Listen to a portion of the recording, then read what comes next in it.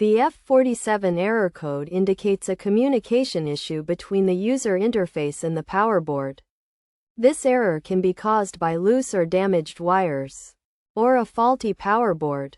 To fix the problem, several solutions can be applied.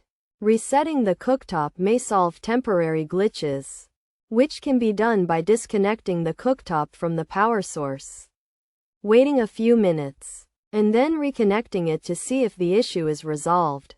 Checking the wire connection is also crucial, as issues with the wires between the power board and the user interface can interfere with communication, leading to the F47 error.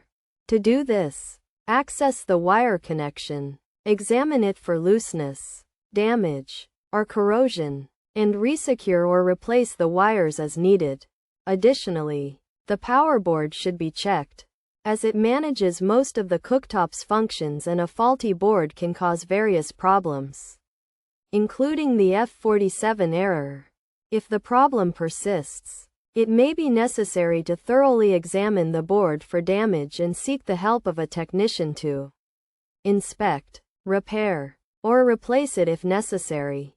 If none of these methods resolve the issue, it is recommended to contact qualified personnel for further assistance.